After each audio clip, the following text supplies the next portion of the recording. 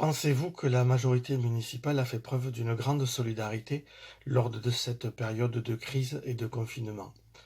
Je vais vous expliquer que non, ça a été bien le contraire.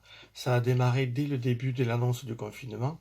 Nous, élus de la minorité municipale, nous avons proposé notre aide à Madame la maire et à sa majorité pour faire face et aider dans la gestion de cette période qui s'annonçait délicate. Et à l'époque, on ne savait pas du tout les conséquences qu'il pouvait en avoir, comment ça allait se passer. Il nous semblait évident que la solidarité devait être devant de la scène et s'appliquer sur le territoire de la commune. Madame la maire a refusé. Elle a indiqué que tout allait bien et que tout allait pour le mieux. Nous avons fait notre travail auprès des fonds sorbets en tant qu'élus, en tant que euh, membres de Fonds Sorbe l'Humain d'abord, et nous avons constaté très vite que les associations caritatives qui venaient en aide aux plus démunis n'avaient pas les moyens de fonctionner. Donc nous avons organisé 2 collectes. La mairie en organisera et nous copiera à son tour pour en organiser une.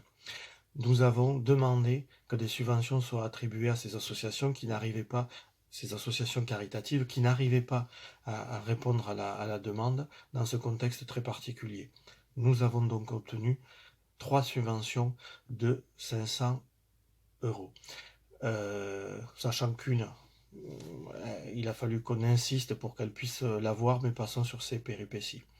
Nous avons aussi soutenu des personnes, notamment des personnes âgées. On pense à une en particulier qui était à la rue, donc nous l'avons aidée pour se reloger. Là aussi, les élus refusaient de l'aider. Je ne sais pour quelle raison. C'était une personne âgée, malade. Bref, toujours des mystères sur l'aide et la solidarité.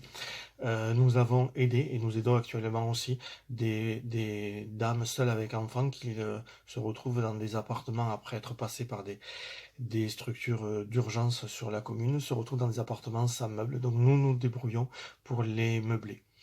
Nous regrettons ce manque de solidarité de la majorité municipale et de Madame la maire qui se contente uniquement d'appliquer les directives gouvernementales et qui ne va pas bien au-delà. Ça traduit une certaine forme dans la solidarité. Et nous pouvons être inquiets sur la suite parce que on peut s'attendre qu'à travers cette période de crise, de nombreuses personnes soient en difficulté et qu'il faudra répondre au présent par la solidarité. Nous voyons déjà des signes d'inquiétude chez Airbus, des sous-traitants vont sûrement licencier, d'autres entreprises vont être en difficulté. Donc forcément, ça va impacter la commune. On doit être prêt à faire face. Nous, par nos actes, nous sommes allés bien au-delà de notre mission et de notre engagement, mais parce que ça nous paraît légitime et normal d'être au plus près de chacun d'entre vous et d'être au plus près des personnes les plus en difficulté. Pour nous, la solidarité, c'est pas un slogan, c'est des actions au quotidien. Et nous invitons tout le monde à le faire. Chacun peut mettre sa pierre à l'édifice, regrettant que Madame la maire n'ait pas compris ce que ça voulait dire solidarité et que ça devait aller au-delà de tous les clivages existants.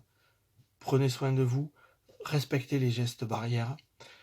L'épidémie n'est pas encore derrière nous. Sachez que le corps médical découvre au fur et à mesure les avancées et les conséquences de ce virus. Donc prenez soin de vous. Et encore une fois, un hommage aux soignants et à toutes les personnes qui nous ont permis de vivre au mieux ce confinement. Merci.